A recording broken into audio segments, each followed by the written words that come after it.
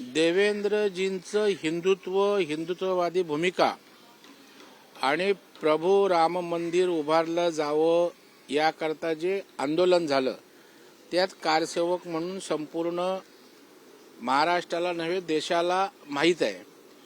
परंतु शिवसेनेची भूमिका आदरणीय बाळासाहेब ठाकरे हे निर्विवाद होते। त्यांची भूमिका हिंदुत्वाविषयी असेल, राम मंदिराच्या बाबतीत असेल, पण शिवसेनेची उद्धव ठाकरेंची ती भूमिका राहिलेली नाही।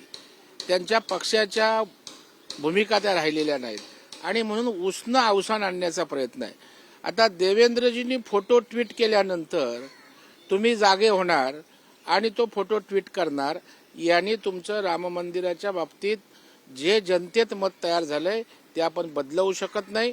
तुम्ही आमची देवदैवत मंदिरं यांच्याविषयी आस्था राहिलेली नाही, हिंदुत्वाविषयी आपल्याला काही राहिलेलं नाही, हे आपण आपल्या सततच्या अलीकडच्या काळातल्या भूमिकांवरून दिसून येतं।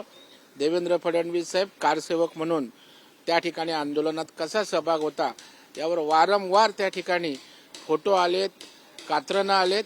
त्याच्यामुळे आता त्यांचा आल्यामुळे आपलं पण काहीतरी अस्तित्व पाहिजे हे दाखवण्याचा केविलवाना प्रयत्न। हो, दुसरं म्हणजे राऊत असे म्हणाले की तुम्ही स्टेशनवरती गेला होता हे दाखवण्याचा तुम्ही प्रयत्न करताय का, बाकी कुठे पुढे गेला नसाल असंही त्यांनी प्रतिक्रिया दिली। नाही, संजय राऊत मूर्खासारखं बडबडतोय।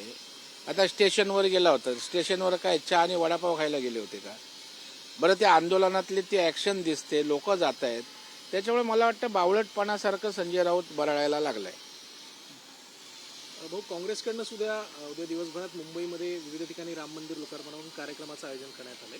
कुठेतरी आधी काँग्रेसचा विरोध होता आणि आता थेट त्यांच्याकडनंच कार्यक्रम आयोजित केले जातात। नाही, मला वाटतं राम मंदिर हे संपूर्ण देशवासियांच्या भावनेचं प्रतीक आहे, श्रद्धेचं स्थान आहे आणि त्याच्यामुळे काँग्रेसने जर अशा प्रकारच्या आरत्या केल्या तर त्याचा आनंदच आहे, त्याचं स्वागत करू। पण केवळ ते एक दिवसापुरती नौटंकी नको, सततची भूमिका आपलं हिंदुत्व आणि आपल्या देवदैवतांविषयी असायला पाहिजे, ती काँग्रेसनं ठेवावी। उद्या तुम्ही कशा प्रकारे उद्याचं सेलिब्रेशन करणार?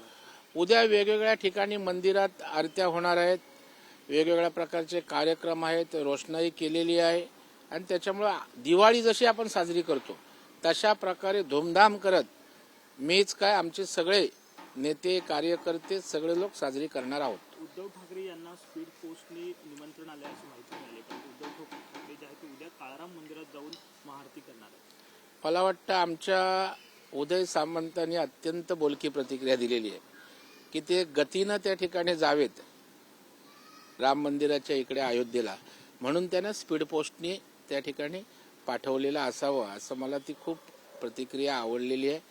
आता काळाराम मंदिरात जो बोन से गई वो हौद से नहीं आती है, आता आम्ही आहोत हे दाखवण्याचा केविलवाना प्रयत्न आहे, परंतु आता बोन से गई आहे।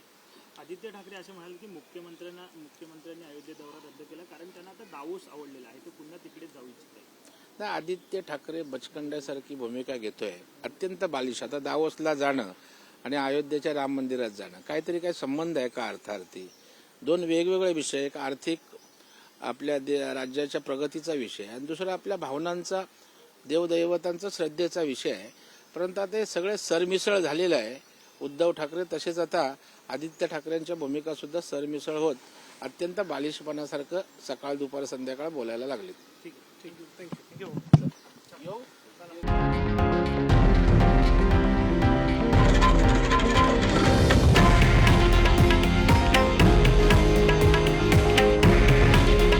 हे आहे देशातील नंबर 1 न्यूज नेटवर्क आणि आपण पाहत आहात TV9 मराठी। काळजी तुमची, हित महाराष्ट्राचं।